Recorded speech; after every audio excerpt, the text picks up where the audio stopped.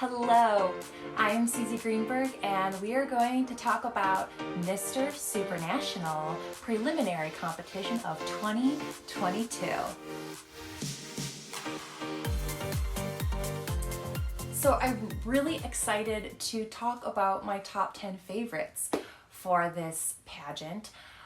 Male pageants are kind of a new novelty thing. They're starting to gain popularity and I could not be more pleased.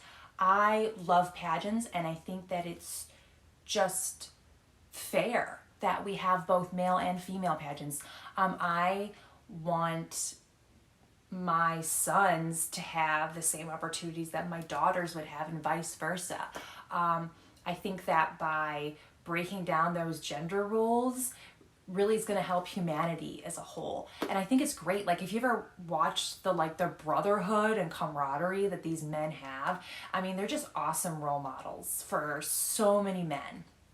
Because there aren't very many male pageants and they're relatively new, there's not much of a criteria of kind of what we're judging for. It's kind of the Wild Wild West. They're still kind of forming. Like, I don't really know how to judge like a male pageant walk, or there's certain things that are going to be trend descending from females to males, but there are definitely some things that are kind of very male specific.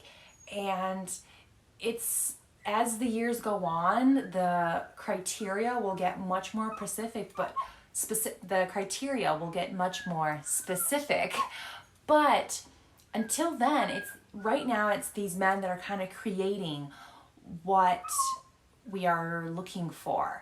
And so these are just my best opinions of what I think. I think it's definitely a very hard job to be a judge for a male pageant because there's not much reference to kind of base it off of. See, I think when you're judging these, you just gotta kind of have to go with your gut.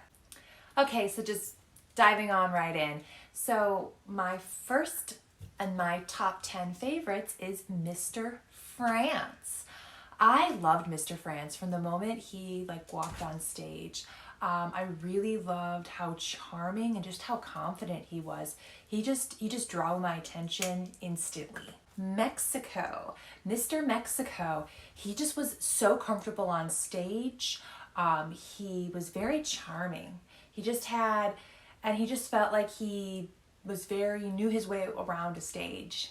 Brazil just seemed very relaxed, and that shows a sense of confidence. It comes across as being very confident when you're that comfortable, and he just seems so comfortable.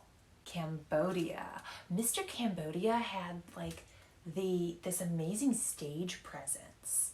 Like he just owned that stage. You just didn't want to take your eyes off of him. He knew how to work a stage and captivate his audience. Cuba. Mr. Cuba just had this very calm persona, also was very, very charming. Italy.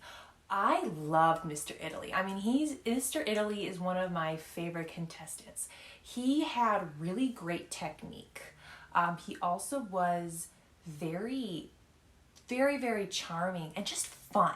He just seemed like a really, really fun guy. He just looked like he was having the greatest time of his life. And he just seems like the kind of guy that you'd want to invite over to your house for dinner and have a few drinks with and play board games. He just had this great attitude about him. Panama. I really liked Panama's walk. Panama had a really nice walk. And I just really thought he did such a good job with his walk that I decided to give him a spot. Peru just was so relaxed. Just very, very relaxed on stage. And of course, when you're very relaxed, it comes across as being confident. Spain. Oh my gosh, Spain was so happy. He just had such this happy persona. He was so relaxed, and Spain had the greatest smile. I loved his smile. I made a note down when I was watching it, great smile. He just had the most light bulb smile that I could not take my eyes off of. Vietnam. Oh my goodness, this guy had such a great stage presence.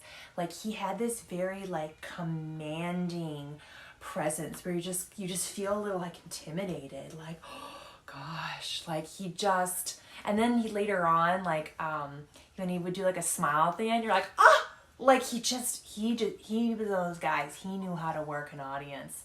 That stare down was very, very captivating. Made you stop and what you were doing and just watch. Also, I really loved his bold fashion statement. So for his evening wear, he just had like this tux jacket and pants, and he didn't wear a shirt or like a tie. He had a bare chest with his vest, and it was just this very bold move. It was very unique. I've never seen that before in a pageant. And I was just it was very sexy and very like, okay, we're trying something new out. So I had to give him kudos for that. One more honorable mention I just wanted to say, while he's not on my top 10 list, I couldn't help but stop to mention El Salvador. He would not surprise me if he makes like a top 10 spot. He looked like a walking Ken doll, like a surfer, like a tan surfer Ken doll. Like his symmetry and his skin and his hair, like he doesn't look human. He looks too perfect to be a human. And he just is very, very, I wrote on a comment, like Ken doll. Like he just looks so visually symmetrical. It was shocking. So I just wanted a honorable mention for him. Little fun thing about me is I love menswear. It's probably why I like watching men's pageants so much, is because I love their evening wear section.